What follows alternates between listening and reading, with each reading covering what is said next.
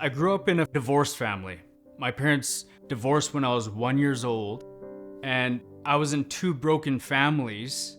So I ended up growing up seeing abuse, physical abuse, emotional abuse, drugs, and alcohol.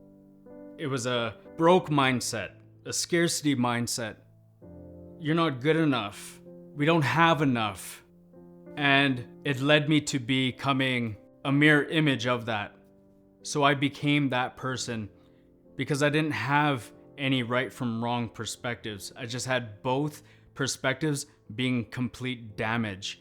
I grew up with migraines. I grew up with visions of the world coming to an end. I used to have nightmares and dreams about consciousness and spirits, and I didn't know what was wrong with me.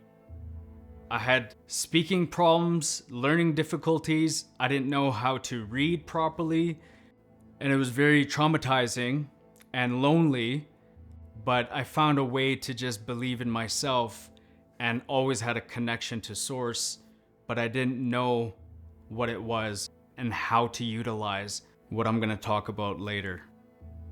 So before my near-death experience, I was addicted to drugs and alcohol, and I was always indulging in parties, drinking and driving. I was just mindless. I would not be afraid to drive through a red light when there's traffic. I was doing dangerous things. I would do that, get out of the car, and cause fights and scare people. I was very abrasive, very challenging, very defiant, but I didn't have a path. I didn't know what I had deep down inside. I just was afraid. I was weak, but I was covered it up with anger. I wanted to take out my childhood abuse out on the world. I wanted to take out my victim mindset of what I was told, that you're shit, you're never gonna be good enough, you're dirty, you're broke, you have torn up clothes. So whenever I saw somebody, that's what I saw in them, that they were gonna abuse me, they were gonna judge me, they were gonna mislead me, and they were gonna dismiss me and undermine my intelligence. And I didn't know any guidance or wisdom. I didn't have any truth at that time. And what led to my near-death experience was I ended up waking up in the morning with one thought in my mind: today I'm gonna have drugs and alcohol. I called up a friend. I said, this is what we're gonna do today. This is what I wanna do. She said, okay, no problem. I'm having a house party anyways. Just come to my house. There's gonna be a bunch of girls, drugs, alcohol, liquor. So I ended up just partying hard, not caring, not being mindful, cognizant of my limit. Nothing affected me. I would take mushrooms and ecstasy and cocaine and alcohol all together. But this night, I decided that I wasn't getting what I wanted.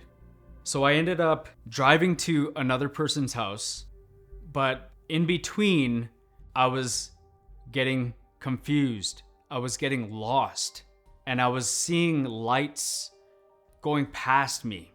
And at that point, I knew the drugs and alcohol had kicked in severely, so intensely that it was just the beginning. It was just within the first 15 minutes of me leaving the house, and I was already there for a good hour and a half. So I realized that I was speeding. But at that moment, I challenged myself. I said, push harder. And I went pedal to the metal. I went right to the floor. I said at that point, I don't care. And when you say I don't care to source to your higher self, then you're gonna reap what you sow. I ended up side swiping a vehicle, and I ended up hitting a house, going 100 kilometers an hour, ejecting headfirst completely out of the vehicle, and that's when I was done for. I didn't know whether I was alive or dead, but as I'm laying there unconscious, I felt a presence. I heard a presence, and it could have been the people from within the house, or as I always thought it was, angels that did this, because I don't know who would have the guts to move somebody when an investigation is supposed to be taking place and police are supposed to be called. But my body was shifted to the passenger side of the vehicle, and it's all documented. And at that point, I came out of my body. My spirit, my consciousness, my soul had left my body and observed what's going on. And when I saw my body, I knew that everything that I've ever seen and witnessed in life about experiences, angels and doctors and people being hospitalized and unconscious for 20 years was real. At that moment when I saw my body, I knew that's what was happening. So the ambulance showed up and they're speaking amongst each other saying, he's losing too much blood. I don't know if we can revive him. Let's put him in the ambulance. They tried their best. They're rushing me to the hospital. They knew that I was dying, and I was able to see what they were doing, and I allowed it. I was almost so detached, and I got out of my body, followed the ambulance to the hospital, and I tuned out until they got my body on the gurney and they started taking me to surgery and tried to revive me. All I remember is being on my deathbed. Tubes in and out of me, them saying my lung is collapsed, I've lost too much blood. There's shards of glass behind my neck, in my head. They don't know if I'm gonna survive. And at that moment, that's when I realized that there's something more to me. Because if my body is dead, but I'm having these abilities to come out of my body and I can leave and I can see what's going on, that's not make-believe. What can I do with that? I started to notice that after a couple hours after my surgeries and they had me on life support. Eventually my mom shows up, my sister shows up, and family's being called overseas. I was able to remote view anywhere that I desired. I was able to enter consciousness and be in alignment with people's frequency and thoughts and feelings and emotions. I was able to hear what they were thinking, not what they were saying. I was able to hear people praying for me. And I was able to hear my mom's thoughts as she's ringing and waiting for someone to come on the phone before she would speak it. Then she would speak it, and then I would sense the frequency go to the next person through the telephone wires. I was able to consciously connect to frequencies. And I was able to go to, for example, my uncle. He was on his way to a vacation with his children. And when my mom called him, he had to make an abrupt stop and tell everybody in the car that we got to turn around and we got to go. Malcolm's on life support. And I was able to sense feelings, and I sensed what my cousins felt, and they didn't really care. They wanted to go on their vacation. My uncle, on the other hand, he was following a duty to do what he needed to do. So I was able to come and go in and out of my body at will. I was able to travel around the hospital, and see different families coming and going and people coming and whispering into my ear. I could be at all places at once. And people who ask, was it a dream? Was it a vision? Was it just a thought? Were you awake and you were squinting, or you were aware? I challenged it myself. But when I woke up from my life support, I told each and every person what they had thought of me, what they prayed for me, and what they spoke to everybody on the phones. So that's what made it real for me, was when I came back and I told everybody what their thoughts were and what they were sending and what they were thinking and feeling. And they just were stone cold. They didn't know how to perceive it, what to say. But I would say, what's wrong? They said, that's true. I just don't know what to say. How do you know that? And there's been other things that I was able to do. Like, I was unconscious, I was on life support, but when I was on the breathing apparatus, my spirit told me, I have to take my neck brace off. Otherwise, my body's gonna die. The breathing apparatus is not gonna work. I had to take off my neck brace. So I was able to come back when I knew my body needed me. When I say me, my spirit, to go in for a surgery so I could survive that surgery. Sometimes your soul needs to be nearby your body so you can survive. And the moment that I left this realm was when my mom had a decision to make whether to keep me alive or unplug me. And alive meaning being on life support, or to unplug me and see what's going to happen. Because the doctor had told the nurses to mention to my mother, do you want to unplug him? She had to make a decision. She went and huddled up with all different family members. I think she also had to speak to my dad. And everyone was debating what to do. Everyone was going back and forth to the doctors. I had uncles and aunts. They just wanted assurance. So they were having interviews with the doctors, and I was witnessing it all spiritually because it wasn't in my room. It was outside at the office. And they were asking, like, are you sure? And then another uncle would come, well, how do you know, like, he's going to survive? And then it would be my dad, well, I don't know, we should make this decision. And then ultimately my mom had to come in and be convinced and believe in what the nurses were saying. They decided to unplug me. But at that split moment, I had to make a decision, my soul. And that's when I left my body and I had to go and do a mission. I ended up leaving my body and going further and further and further away. I was almost not in control. I didn't know what was going on, but I knew I had to do this. My body was being pulled and I was able to see everything. I was able to see the hospital, see the land, and I left this atmosphere into space and entered the tunnel. And I was warped right through for I don't want to say a very long time, probably a few minutes. But it felt like I was traveling an eternity, like I was traveling so far, so fast. And I ended up seeing just black, all black, after I passed through all the lights and everything. And I entered this light. I didn't want to debate this because my body was crippled. I lost a lot of blood. They didn't know if I was paralyzed. They couldn't figure out anything. All they knew is my left tibia had fractured, my lung was collapsed, I lost a lot of blood, and that's it. That's all they knew at that moment. They didn't know about the brain damage. They didn't know about my short-term memory loss.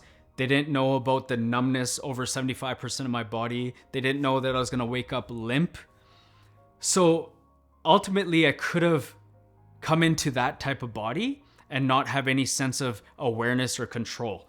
The fact that I surrendered and believed and trusted into the source, I was welcomed and entered a white light. It was almost like a comprehension of, like, I'm here, welcome. And I felt love. I felt compassion. I felt forgiveness. No judgment. Don't worry, you're forgiven. You're here now. And I seen angels. I seen sources. And there was one prominent figure that spoke out to me and asked me, well, what do you want to do? And the way I describe these angels and source, it was like a connection to myself. I knew that that's what soul was. Forgiveness, detachment, love, and embrace. And they just embodied that. It was like humble students. And that white light, when you connect to that, it's what we can connect to in the here and now. It's like this feeling that we can raise our vibrational frequency and we can tap into these thoughts and these feelings And when we start feeling that it's warm and it's happiness and it's joy and it's forgiveness and we can forgive our enemies, this is what I tapped into to do thought release techniques. These are the same feelings that I used to heal my trauma, my pain, my broken bones. This is exactly what I use to get off and trust addictions and pharmaceuticals. You have a sense of knowing. It's an embrace. You can pull it in and you can detach from it. And when you detach from it, you start to notice things going wrong. When you bring yourself back and you start connecting to that, and then you send an intention to what you're using it for, healing, service to others, forgiveness, then it becomes real here on our earth. And I looked at a life review that expressed just my perspective and other people that I interacted with and their perspective, their emotions, their feelings, their thoughts, their energies, and the rights, the wrongs, the karma cycles and patterns. That's what my life review was. It was interactions and the choices that I made. The things that I could have done and should have done and would have done differently. And that to me weighed a lot more than the ease and peace and bliss and joy of being where I was. I was attached to the physical world and I had judgments and I sensed my reality on earth. And I looked back and I knew what was missing. And I needed to redeem myself, because if my soul's purpose was to change, I had to make a decision and an oath to myself that I'm gonna change. And this was all intentional, all telepathic. And I was asked again, what do you want to do? And as soon as I knew and Source knew I meant what I was saying, that I made that oath, I was welcomed back. And I left the white light, I left that realm, and I entered back into the tunnel and traveled back the same way how I came. And I viewed our atmosphere. I entered and I viewed the hospital I had to go back into and entering inside of it and then coming into my body. And as soon as that happened, that's when I was unplugged. And minutes later, I woke up. I felt disconnected from Source. I felt lost, heavy again in this physical world. And I felt the stress, the pain, the depression, the anxiety, the fears, the doubt, the dwelling on the wrong things, and the things that we tend to complain about. I was back into the same body, the same mindset, and the same person, and the same characteristics. So I looked at my body and I'm like, what's wrong with me? My leg is all puffed up, and I remember everything about how I'm separated. So although family came and mom came, those were the same people that wished death on me before I died. Those were the same people that I hurt, I injured, I put fear in, that I made them so toxic because of my toxicity that they wished death on me. They wished I died. My sister wished I got run over from a bus. My dad said I'm gonna die a lonely man. All these words were told to me in my entire life, but yet they were there. So when I woke up, I came into this reality and this perspective of I didn't want to forgive them. I didn't want to turn my eye or brush it under the carpet. I was at a point where I wanted people to understand my pain and suffering. I did understand what happened to me, but the connection was lost. And in order for me to have that connection come back together, I had to synchronize myself and rediscover and relearn myself as a spiritual being in a body.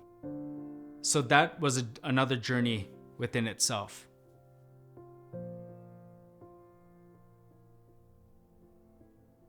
When I first started to express these thoughts and feelings to my family and friends, it took me some time because I could read between the lines of their consciousness. They're gonna see me as, is this guy telling the truth? What's he talking? So it was strange for my mom, for example, when I told her. So I had to prove things in reality for them to see how is that possible, for them to conceive it properly. So a lot of times I didn't talk to people. I didn't tell anybody that it wasn't worth or deserving to know these things because they would just dismiss it or brush it under the carpet. But I told my sister, she believed me because I told her word for word what she was thinking, feeling, and what she was, all her thoughts. And she was like, my God, that's exactly what I was thinking and saying. And I started telling her, and she was just in awe and shock because she's never experienced an out-of-body experience or a near-death experience or that type of a soul connection at that time. And I was able to see through people and read between the lines. So when something would come out of someone's words, I knew what they were feeling and thinking. And when a nurse would say to me, that's not true, your bones are broken. What are you talking about? That's gonna take 8 to 12 weeks. The doctor says that takes 3 to 8 months, or it may never recover. Looks like you're paralyzed 75% from the looks of it. You have brain damage. Doctors were saying you may not walk the same, you may not talk the same, that bones take this amount of time to heal. But something source within me said, that's not true. I'll prove it. And I would go into my body, I would go into my cells, and I would start healing my bones and healing my nerves, healing my muscles. Remember, my muscles were torn. I had severe nerve damage and muscle tearage and veins. Everything was mangled. And I started to heal and untwine myself. And in a few days, my lung that was collapsed fused back and healed. Where they said there's certain weeks or months of practice that I have to do, I was able to take that into days. Where they said my bone would take certain lengths of weeks or month, I was able to take that within weeks. I was basically proving people wrong, and they didn't like that. So I had this sense of control. I know there's people in the world that you've interviewed. Wim Hof is capable of doing things like that. But these things are innate abilities that we have. And people who don't practice, who don't study and educate themselves, they will not be able to discover this until they have their own life review. And that's why I make it an onus to change and to teach and guide people how there's steps to change. I just want to be able to help people not see this as a false reality. This is truth.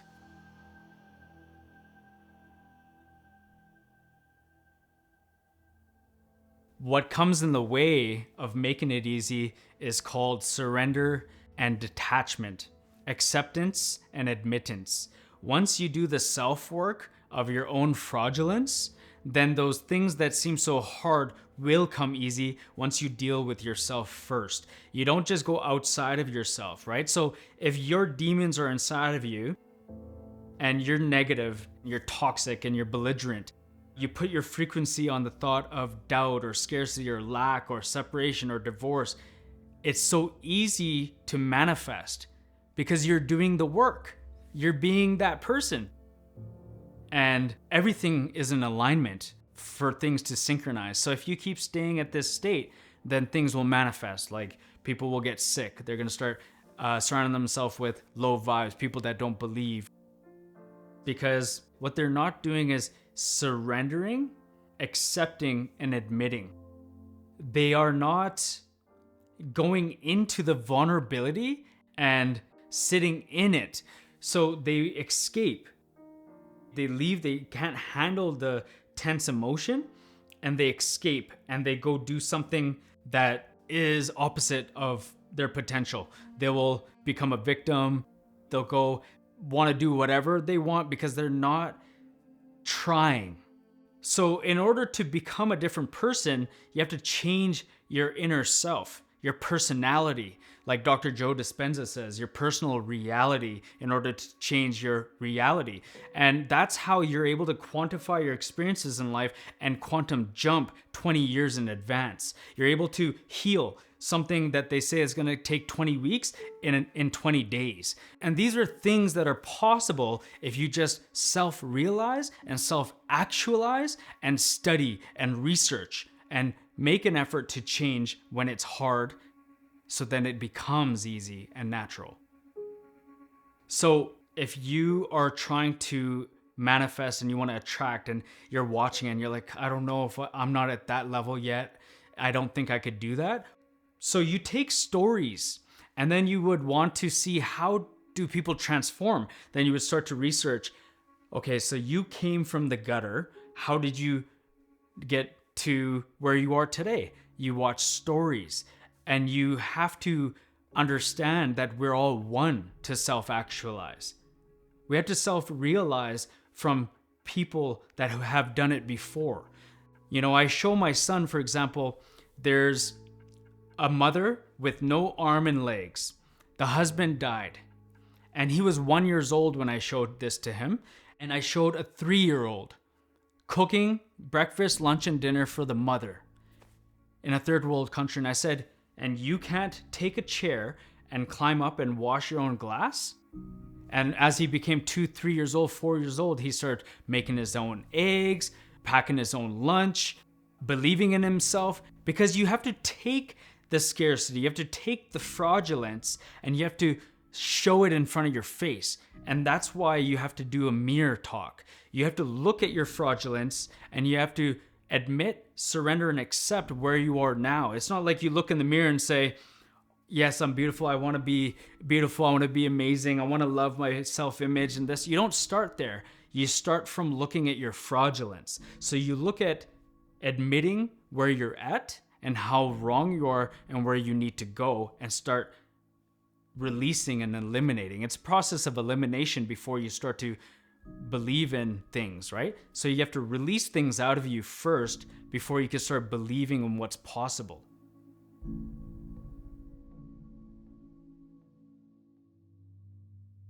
A simple way to do it, but I would highly recommend you do all the other work first before you just think you want to manifest, because sometimes life will manifest you tests, cycles, and karmas. Remember that. It's very important. So if you are trying to manifest, let's just say the new company, right? A new company, a new job, and you put your thought on it, you can manifest it by taking the things that you're grateful for that make you feel happy, the smallest little thing, and breathe some light into that and embody that feeling.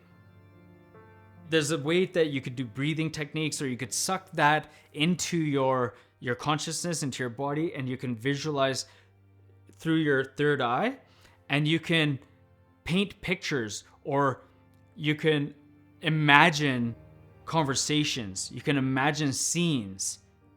Start there. And then you take the action and the intention. With that intention in mind, you go out, you take the action, and you start job searching, you start looking. And that's what I did. And every dream job, every career that I wanted, I got. The income that I wanted, I was able to get it at that time. So you can do it like that, but what happens is there's always going to be a test. So you might be hit with control. Someone's controlling your money. It's a toxic environment. So yes, you could attract, but in order to attract perfectly what your desires, you got to release your own cycles, patterns, and karmas. So then your attraction comes with a pure intention, not with the intention of your karma, cycles, and patterns that you have currently inside of you. So visualization, you could do it while you're showering, when you feel in that you're in that theta or alpha state. You could do it intentionally before bed when you're drowsy, and you can paint images. Neville Goddard speaks about imagination and imagining from there. So you could go to sleep inside of your dream home. You could go to sleep inside of your dream car. You could drive your dream car in your imagination and stay in your imagination. So you're imagining from there. So there's different techniques, different modalities, different methods, and each one works different for each person.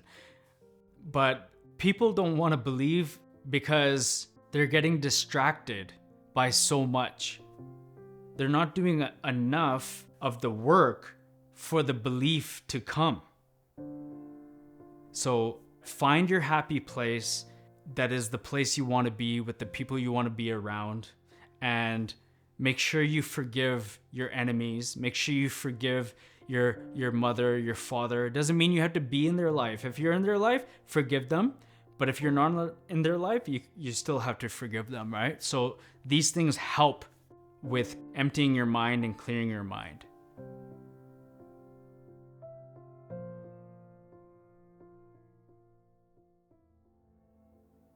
No, I've done that. I've tried and tried and tried, but they will just let you down and let themselves down.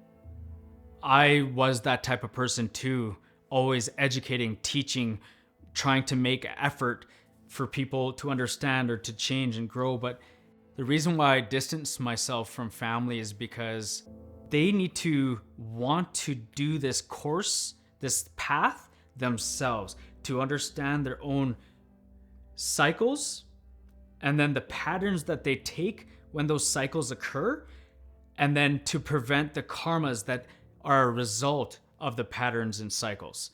So once someone understands these 3 steps and how to fundamentally do the process and how to do it, they're in the process of change, and they will get closer to source, to their higher spirit, to energies, and they'll be able to listen to what's within and the whispers much clearer. And I understand you got to have compassion for human beings and spiritual beings, and it's a heavy world.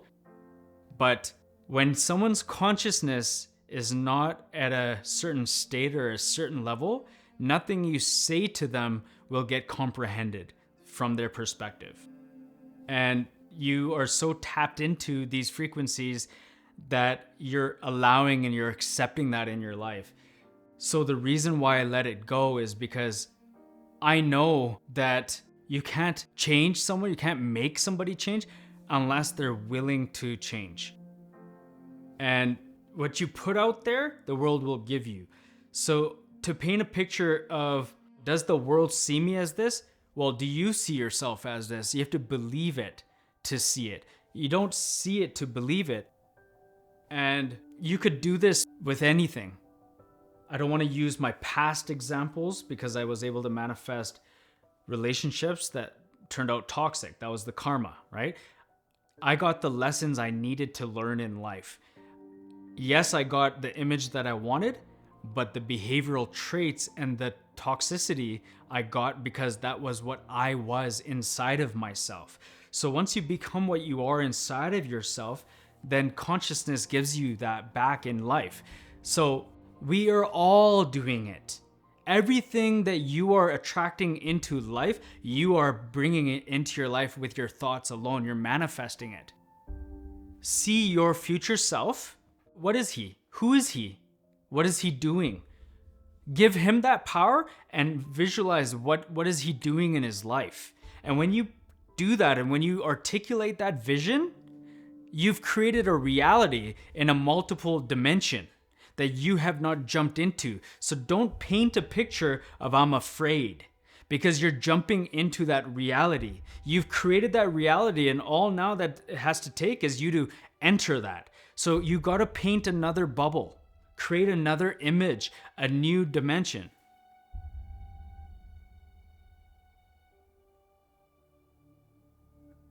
Because of what we put, the content we put in our mind, and what we believe as children, and what's been told to us throughout the years of our life.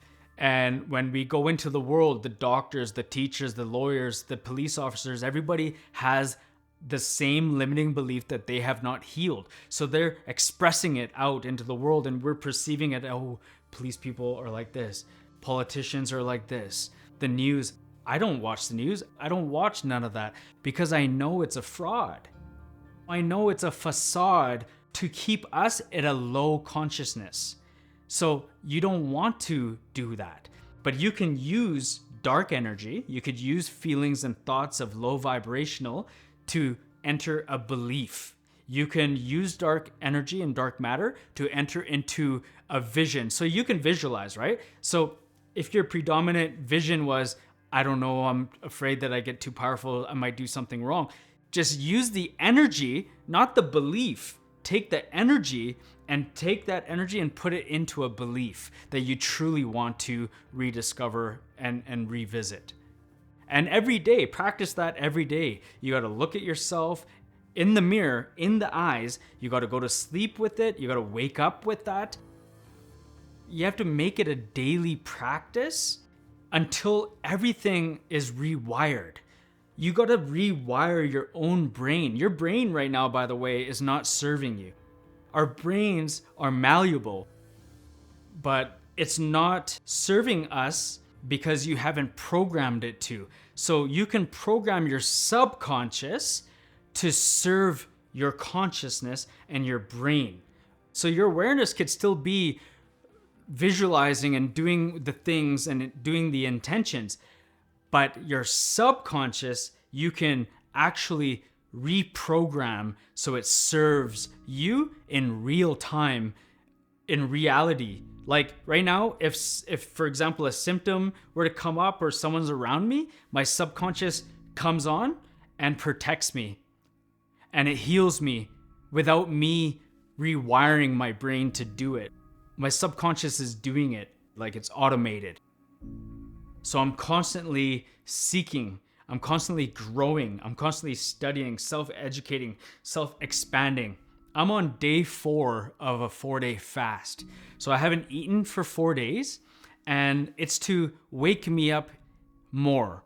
My gut bacteria more, my cells more, my nerves, my neurons send signals. This is a good time to manifest and attract. And anybody can get there. Anybody can get to a place where their subconscious is serving their higher good.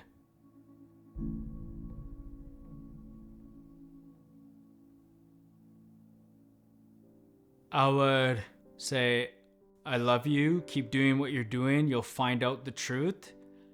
And listen. That's what I'd say, is listen. Because sometimes the littlest things means a lot. But a lot of us don't listen. We don't know how to listen. We don't want to appreciate our thoughts, appreciate our ego mind. We don't want to love, appreciate, acknowledge, and surrender to our ego and let our ego be heard, seen, and felt. We walk away from our egos. We need to love it, understand it, appreciate it, acknowledge it, bless it. Belief will come through trial and error, through turmoil, through adversity.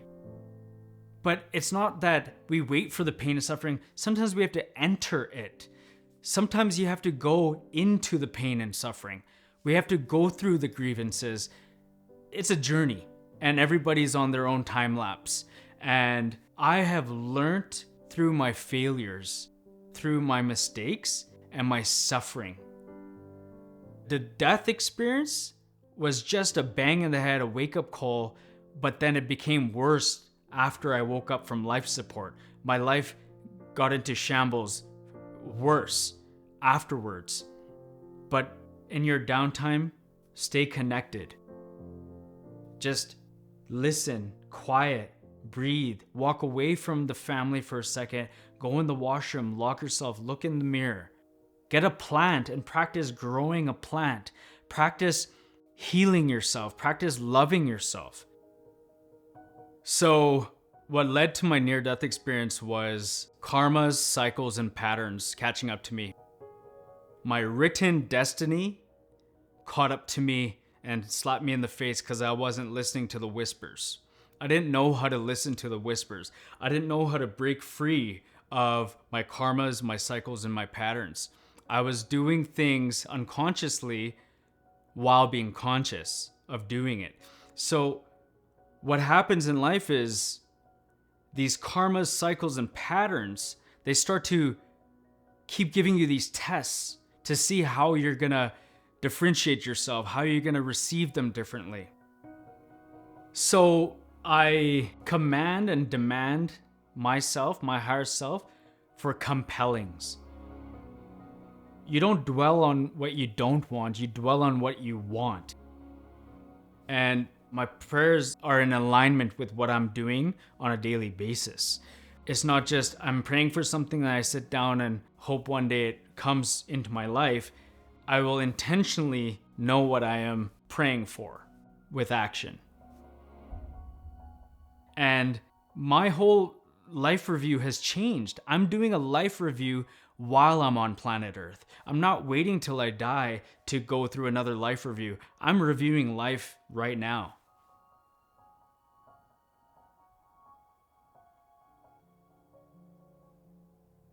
I understand if somebody says it's too heavy, what's the point? I just want to commit suicide, because I've wanted to commit suicide. I felt those feelings of what's the point? But what are we feeding? Are we feeding that vibe? Or are we going to feed the opposite, right? So I know it's hard to say it to somebody that wants to commit suicide, that you're feeding it too much. You're feeding it. Start to feed something different. Think of other intentions. Think of other moments. Think of a granddaughter. Think of a daughter. Think of what you love. Think of that tea. Think of something that brings joy. Anything. It's hard to tell them that, but I would say I understand, and I was able to get myself out, just like millions of people all around the world that have not done it. That their spirit will look down on them and say, you could have, you should have, you would have done something differently. This was the path. And then they'll have their self-realization. But you don't have to die to have your self-realization. You can self-realize and self-actualize what you're doing and take the pain of the feeling and do it anyways. Do something else anyways, even though it hurts, and it's easier to dwell of being sick and tired and wanting to commit suicide. You can take all of that and try something else. Take the risk, take the jump, and leave that mentality. Do something else that you find is harder for you to do. Like, I don't want to shower, right? Go shower. Just do it. Be depressed in the shower. Okay, wow, that's a small win. I showered.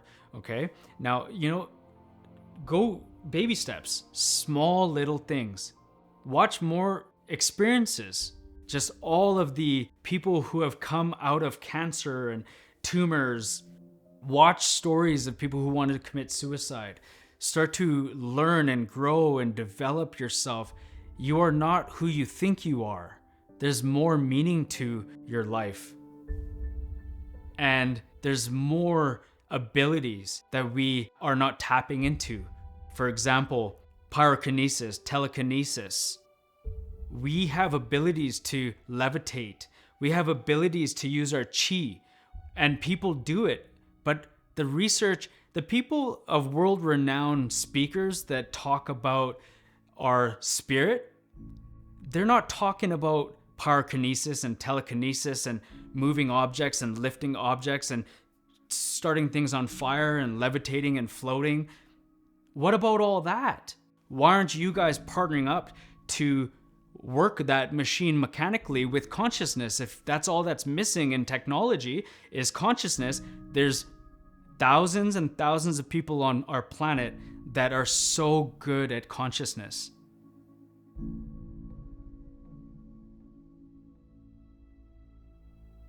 If we believe that we can do everything that we can do to rewire our subconscious minds to forgive and love, what kind of person would we be to leave this earth and not to do it for somebody else that's living and doing bad things on planet Earth? We have to forgive the ring. We have to forgive those realms, those dark energies.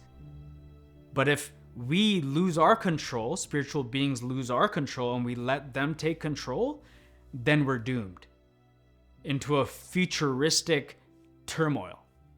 Yes, it'll be futuristic, but it'll be devastation.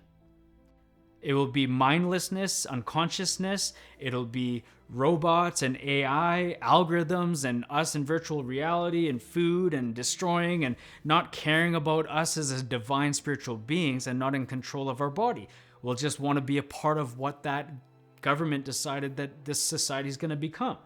But if we come into our powers and we have discussions that we need to figure out an even level playing field, bringing them together and saying, do it. Let's figure this out. Because I don't want to be a walking, living contradiction. I don't want to be that. So that would be your realization, your wake-up call, your fraudulence, that you need to sit in that suffering. You need to sit in that, and you can quantify that experience. But you don't have to. Everyone has their own life journey. Everyone's going to die and realize it when they die.